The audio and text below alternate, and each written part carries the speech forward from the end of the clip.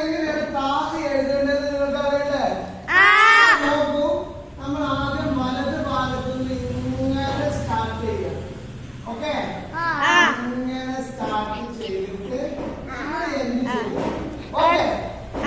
എന്നതിന് ശേഷം ഇതിന്റെ സെൻട്രൽ ഭാഗത്ത്, അതായത് നടുവില് ഫസ്റ്റ് കുത്തു കൊടുക്കുക. പിന്നെ അതിന്റെ തൊട്ടടുത്ത് അടുത്ത കുത്തു കൊടുക്കുക. അപ്പൊ പ്രത്യേകം ശ്രദ്ധിക്കണം. ചില ആൾക്കാർ എന്ത് ചെയ്യും, ഇപ്പൊ നമ്മളെ ഇവരൊക്കെ ഈ അടുത്ത ഭാഗത്ത് തൊട്ട് പിന്നെ അടുത്ത ഭാഗത്ത്, അത് റോങ് ആണ്, അങ്ങനെ ചെയ്യരുത്. ആദ്യം എന്ത് ചെയ്യാം, വലത്തെ ഭാഗത്ത് നടുവിൽ കുത്തു കൊടുത്തു, പിന്നെ അതിന് ശേഷം തൊട്ട് അടുത്ത ഭാഗത്ത്. ഓക്കെ,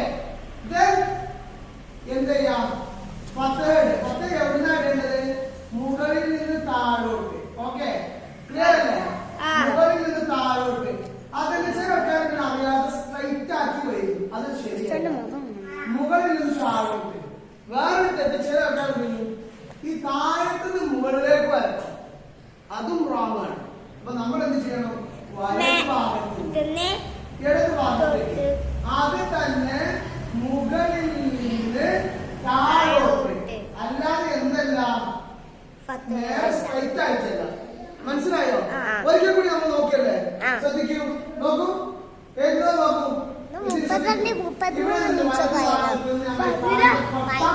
ഇതാണ് തുടങ്ങി. ഇവിടെ ശ്രദ്ധിക്കും പോലെ. എന്നിട്ട് നോക്കൂ, ഈ കൊട്ട ഇങ്ങനെ കൊണ്ടുപോയി ശ്രദ്ധിക്കേ, ഇങ്ങനെ കൊണ്ടുപോയി സംസാരിക്കാൻ കേട്ടോ.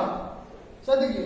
അതിനുശേഷം ഈ കുത്തിട്ടു സെന്ററില് അതിന്റെ ഇപ്പുറത്ത് ഇടത് ഭാഗത്താണ് അടുത്ത കുത്തിടേണ്ടത്.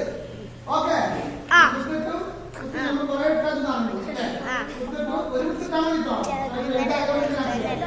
എന്നിട്ട് വലത് ഭാഗത്തേക്ക്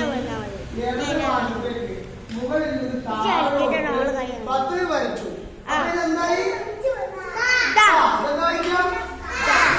തീ എഴുതുകയാണെങ്കിൽ എങ്ങനെ? ഇതേ സംഭവം തന്നെ. നോക്കൂ, കാണുന്നുണ്ടോ? ഇതേ